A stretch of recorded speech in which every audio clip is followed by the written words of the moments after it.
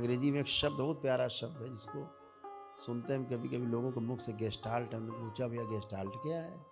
तो दृष्टि, आपका दृष्टि, देखने का आपका नजरिया, जैसा आपका नजरिया होता है दृश्य वैसा ही दिखता है। सूरज उग रहा हो, किसी को डूबता हुआ दिखाई दे सकता है। अचानक सो के उठा वो दिखाया जाए, पूछो डूब रहा है कि उग रहा है, कंफ्यूज हो जाएगा। उगता हुआ सूरज डूबता हुआ दिख सकता है, डूबता हुआ सूरज उगता हुआ भी दिख सकता है। यही भ्रम है। तो एक ही जैसा लगता है ना। सोता हुआ आदमी लगता है ध्यान कर रहा है, ध्यान करता हुआ आदमी सोता हुआ लग सकता है। तो ये आप जो है, जो हम बात करते हैं कि भाई भ्रम से मुक्ति बहुत बड़ा काम है ये। भ्रम से मुक्ति नहीं है तो फिर भय से मुक्ति भी नहीं है। इसलिए भ्रम से मुक्ति आवश्यक। तो उस पर एक छोटी सी कथा कि एक सज्जन थे, वो ट्रांसफ़र हुए, उनकी नौकरी, उनका ट्रांसफ़र हुआ, स्थानांतरण हुआ। तो जहाँ पहुँचे तो वहाँ गांव के बाहर एक सन्यासी कुटी थी। तो उसके पास पहुँचे, वहीं बगल में वही कुआं था, वही सन्यासी रहे होंगे। तो पूछा महाराज ये गांव कैसा है, हम तो बसना चाहते हैं। बोले काहे? बोले अब हमें वहाँ छोड़ना पड़ा, ट्रांसफ़र हो गया हमारा, बगल में नौकरी मिली है, यहाँ रहना है हमको ज़िंदगी भर। तो सोच रहे हैं कोई अच्छा गांव हो, अच्छा सा गांव हो जहाँ हम रहें और जीवन सुखमय हो। तो सन्यासी ने पूछा अच्छा ये बताओ जहाँ तुम अभी तक रहते थे वो कैसा गांव था? बोले वो तो बहुत निकम्मा गांव था, नालायक, जीने ही नहीं देते थे, दिन रात उंगली किए रहते थे। अच्छा,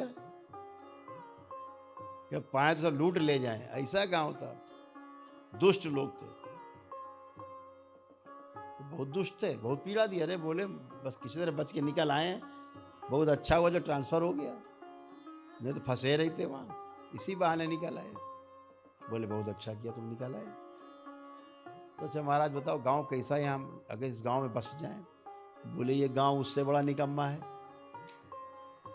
यहाँ तो बिल्कुल न रुकना, नहीं भारी संकट है।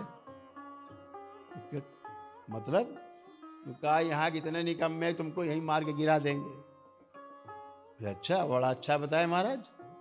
बोले जो लिए हो ना सब लूट भी लेंगे, ये गांव बहुत अच्छा नहीं है। बोले अच्छा महाराज ठीक है, अच्छा बताया आपने। उनका भैया प्यास लगी, जरा कुआं में पानी निकाल के पी ले।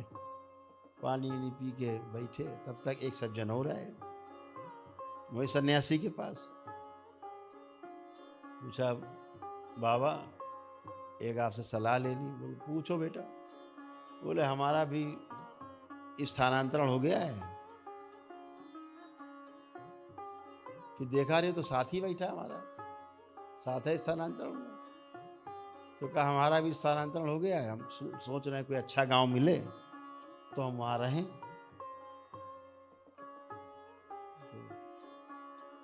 तो अच्छा अभी तक रहते थे, कहाँ रहते थे? बोले फला गांव में रहते थे। कैसा गांव था? तो रोने लग गया, कहला हमारे तो भाग्य फूट गए, गए गांव छोड़ना पड़ा। इतना प्यारा हमारा गांव, इतने अच्छे लोग, एक दूसरे का सहयोग करना, एक दूसरे के लिए काम करना, एक दूसरे को प्रेम करना, एक दूसरे के लिए जीना मरना, भूखा कोई सो नहीं सकता। सब गांव बच्चे ऐसे घूमते जैसे यही नहीं बता सकते कौन किसका बच्चा है। इतना प्रेम आपस में, कोई लड़ाई झगड़ा नहीं, बड़ी शांति। बोले प्रभु हमको वो छोड़ करके बड़ा जो है कष्ट हो रहा है। बोले अच्छा कोई बात, तुम बताओ असली बात बताओ। बोले हम रहना चाहते, ये गांव कैसा है?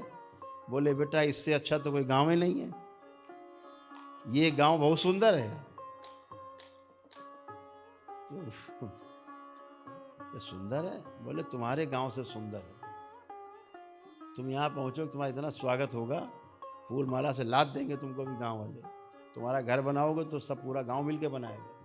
ये इतना बढ़िया गाँव। वो जो पहले वाला था वो फिर प्यासा हो गया तो बाल्टी से पानी कुएं से निकाल रहा था। उसने सुना इसको क्या बता रहे हैं, उसने सुना, उसने बाल्टी वाल्टी फेंकी कुएं में, लौट क्या क्या है, सुनो तुम हमारे दुश्मनों से मिले हुए हो क्या?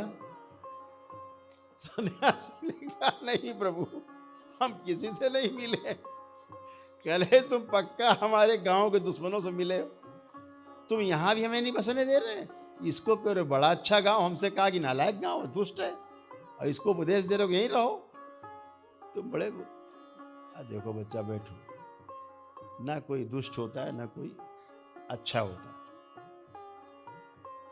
सारा कुछ आपकी स्मृतियों के आसपास घूमता है। जैसे आप होते हो वैसे लोग आपके चारों ओर इकट्ठे हो जाते हैं। जैसे आपकी मानसिकता होती वैसे ही लोग आपके पास, वैसे ही वातावरण बनता है। यह आपके ऊपर है, यह आपके ऊपर है कि आप कैसे हो। तो आप जैसे हो समाज उसका आईना होता है, आपको समाज वैसे ही दिखता है। तो जब आप दरबार से जुड़ते हो तो आपका जो नज़रिया है ना एकदम बदल जाता है, पलट जाता है। इसी को बोलते हैं गेस्टाल्ट जो है बदल गया। तो अव्यवस्था में जीते थे उसका भी अनुभव अपने पास है। अब व्यवस्था में जी करके उसका सुख जो प्राप्त हो रहा है उसका भी अनुभव आपके पास है। ये अनुभव आप कर रहे हैं और निश्चित जानिए एक दिन ऐसा आएगा कि ये अनुभव आप आगे बढ़ करके दूसरों को भी करा पाएंगे। जैसे आप चल रहे हैं कि कदम, ऐसे आपके पीछे लोग चल पाएंगे। तो हर चीज अपने कर